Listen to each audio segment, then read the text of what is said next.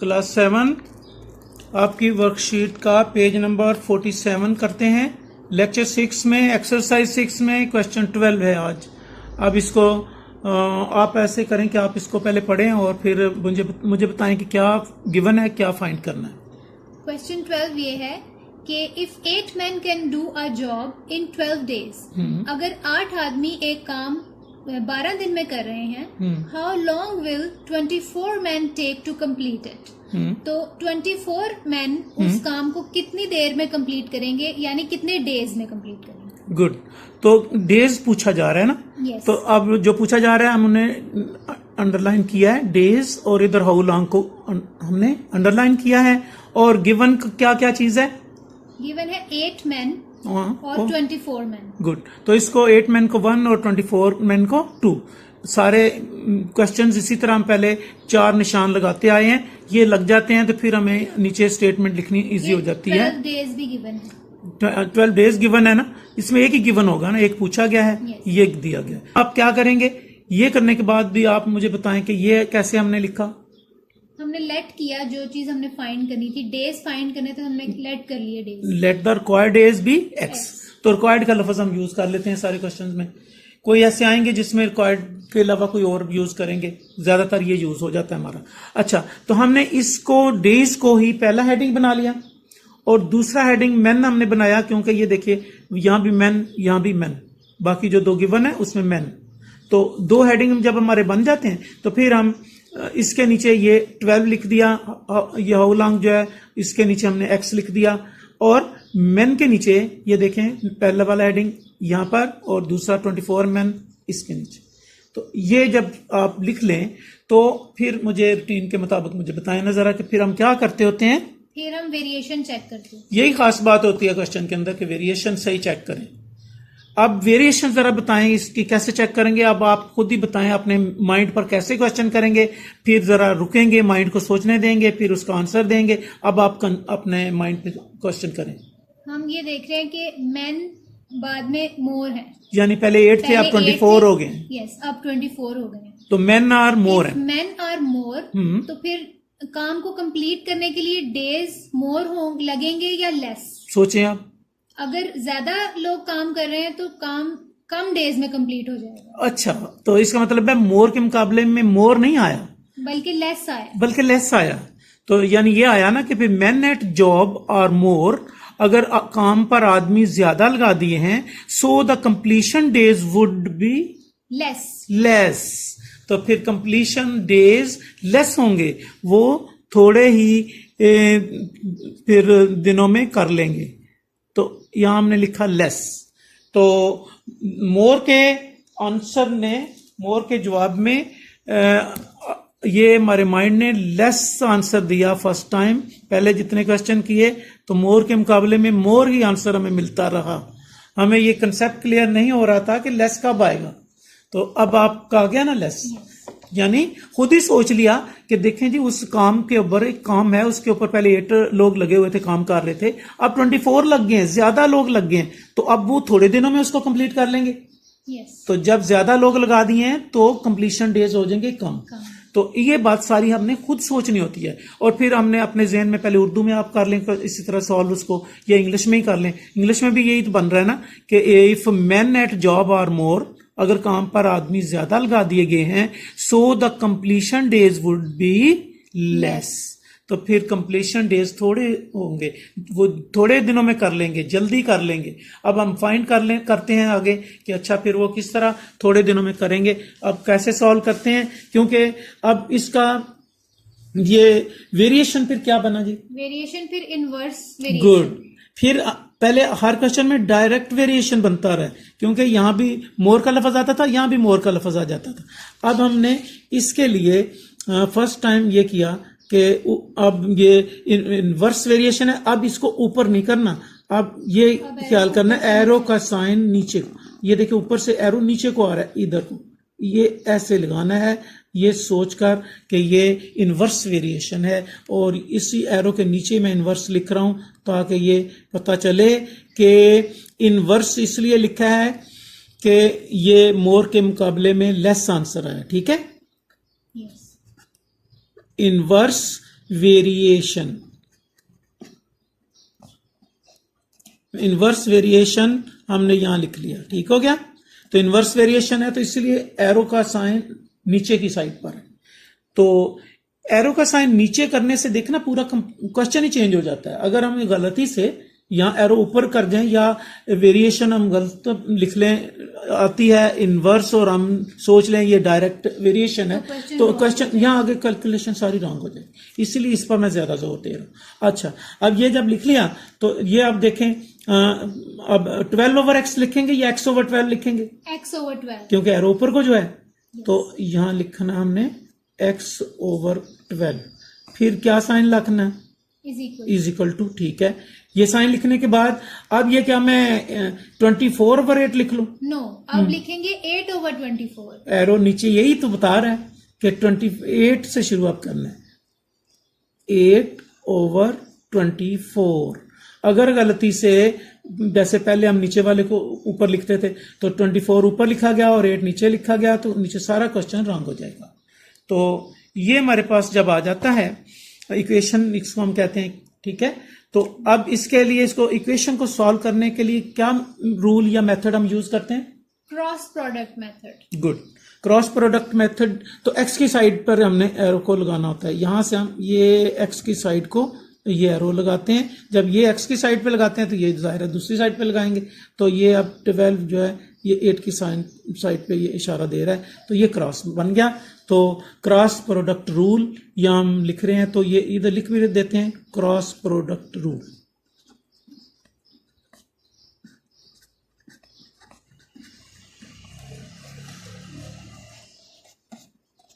Cross product rule या method ये आपने लिखना होता है। अब ये आपने लिख लिया। अब आपको सारा ये एरो ही गाइड कर रहे हैं।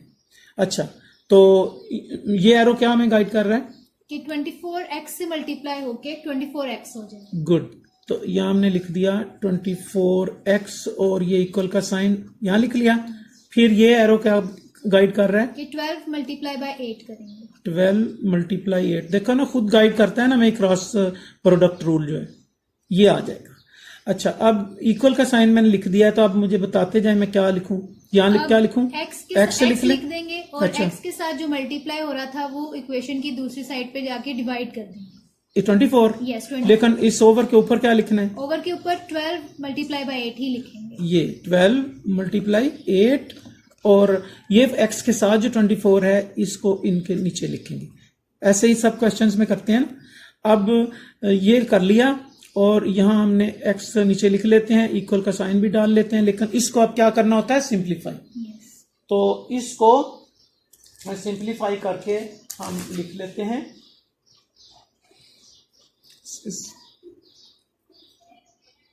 8 1s are 8 और 8 3s are 24 और फिर 3 1s are 3, 3 4s are 12, ठीक है। और 8 1s are 8, 8 3s are 24, तो 3 1s are 3, तो 3 4s are 12। तो देखा ये तो सारे कैंसिल हो गए, ये 4 रह गया बस। तो x की वैल्यू 4 हो गई। तो फिर x की वैल्यू हमारे पास आ गई 4। x की वैल्यू कितनी आ गई? 4। तो अब हम लिख लेंगे hence the required days, hence the required days is equal to 4। ये 4 जो आया is equal to 4, यानी वही काम वो 4 दिनों में कर लेंगे, ठीक है। क्वेश्चन नंबर 13, अब ये आप खुद पढ़ें फिर मुझे बताएं कि क्या इसमें गिवन है, क्या फाइंड करना है।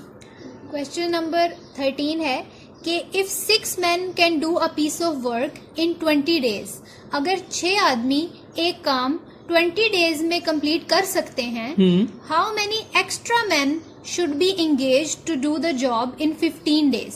तो अगर हम वही काम 15 डेज में कंप्लीट करवाना चाहते हैं तो हमें कितने एक्स्ट्रा मैन वहां पे लगाने होंगे, कितने एक्स्ट्रा मैन की जरूरत होगी। अच्छा, यानी 6 तो पहले ही लगे हुए हैं ना, तो कुछ एक्स्ट्रा मैन लगाएंगे तो काम जल्दी होगा ना। यानी पहले 20 डेज में काम होना था, अब वो 15 डेज में हम कराना चाहते हैं। तो फिर हमें ये होगा कि हम और कितने लोग ज्यादा लगा दें कि काम जो है वो 15 दिनों में हो जाए 20 की बजाय। तो इसमें हम लेट करेंगे कि let the total man should be engaged be x. उस पर टोटल फर्ज कर लिया कि उस पर हमने एक्स लोग सारे टोटल मिला के लगा दिए। आप समझे मतलब टोटल का? जी, यहाँ पे जो टोटल है उसका मतलब ये होगा ना कि जो पहले 6 मैन लगे हुए हैं उन मैन के अंदर हम वो कितने एक्स्ट्रा मैन ऐड करें तो वो टोटल होंगे। ठीक है। क्योंकि डायरेक्ट हम एक्स्ट्रा नहीं इसमें निकाल सकते, हम फिर डायरेक्ट जिसमें नहीं निकाल सकते उसमें रिक्वायर्ड का लफ्ज भी यूज नहीं करना। फिर इस ठीक है ना, मैंने कहा था कि हमारा लफ्ज रिक्वायर्ड हर क्वेश्चन में चल जाता है लेकिन ऐसे क्वेश्चन में नहीं चलता। ठीक है, अगर हम यहाँ रिक्वायर्ड लिख देंगे तो जो हमारा एक्स के सामने आंसर आ जाएगा फिर तो वही आंसर होगा ना। लेकिन हम अभी पहले ये निकालेंगे कि टोटल कितने लोग हमने लगा दिए हैं काम के ऊपर।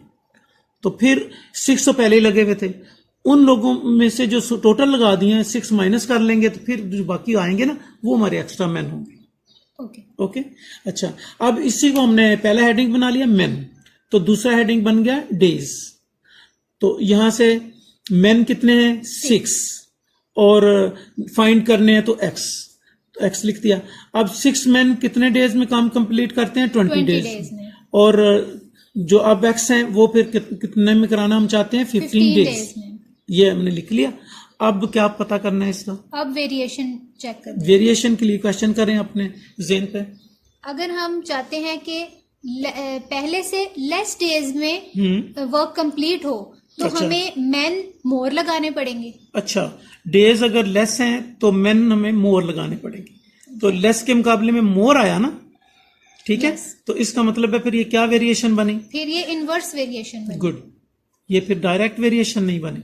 तो फिर हम इसको यूं लिखेंगे ना, days of completion are less.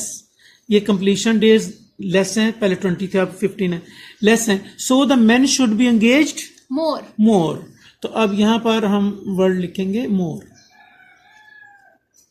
तो हमारा इस बार लेस के मुकाबले में आंसर आया है मोर। तो लेस के मुकाबले में जब आंसर मोर आ जाता है तो फिर कैसी वेरिएशन होती है? इनवर्स होती है। तो इनवर्स को जो एरो लगाऊंगा वो कैसे लगाऊंगा?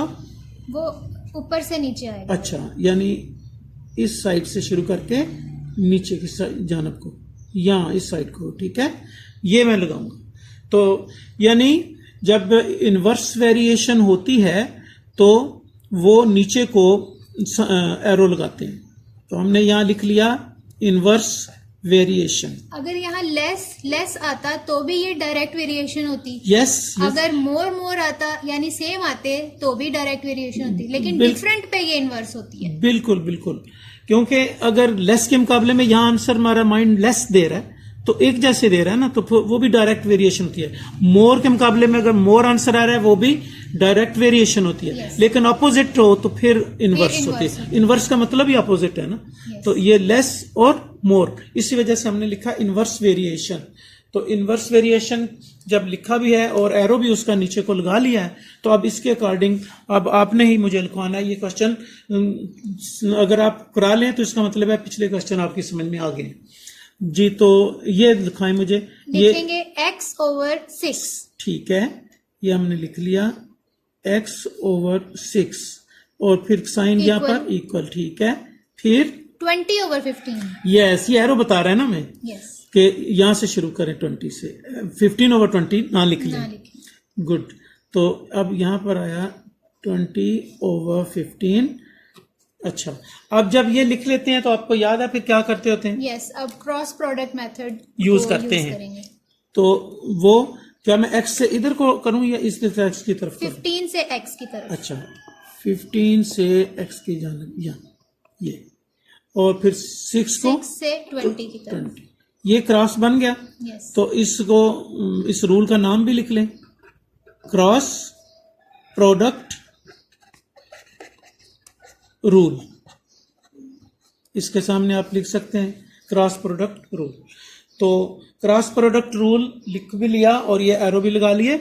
अब इससे आगे अब आपने मुझे कराना है क्वेश्चन, ये कैसे करेंगे? अब 15x से मल्टीप्लाई होगा। अच्छा, 15x बन अच्छा, तो ये मैं लिख दूं 15x इज इक्वल टू जी। अब 20 मल्टीप्लाई बाय 6। ओके, ये 20 मल्टीप्लाई 6 या या 6 6 मल्टीप्लाई, multiply by एक ही बात है। तो 6 मल्टीप्लाई बाय 20, ये हमारी इक्वेशन बन गई। ये भी इक्वेशन है, लेकिन ये इक्वेशन और सिंप्लीफाई हो गई क्रॉस प्रोडक्ट रूल की हेल्प लेकर हमने किया। अच्छा, अब हम क्या चाहते हैं, यहाँ पर x की वैल्यू फाइंड करना।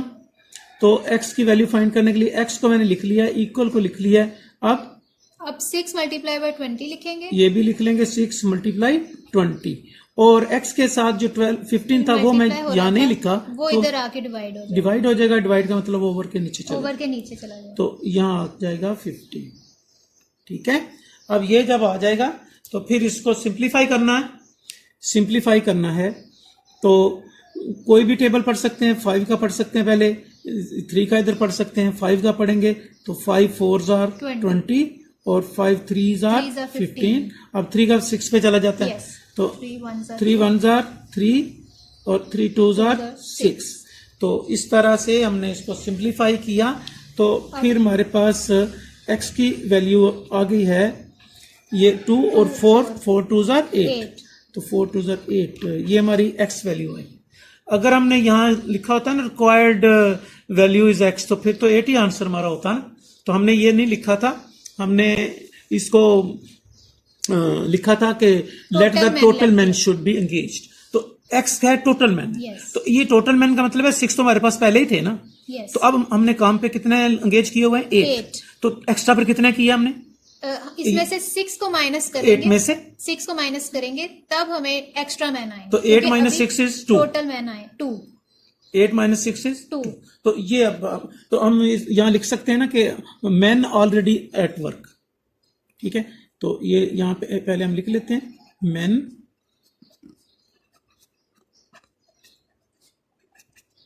Already at work. तो पहले से काम पर कितने लोग लगा रखे थे, 6, तो अब टोटल कितने लगे हुए हैं, 8। तो so thus extra man should be engaged, वही वर्ड हम यूज करेंगे।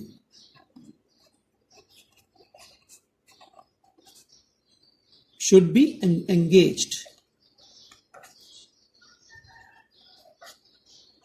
इज इक्वल टू क्या आएगा, 8 minus 6, 8 minus 6 is equal to 2। ये हमारा आंसर हो गया। अभी इस पर कोई क्वेश्चन करना है आपने, क्लियर हो गया? यस। ओके।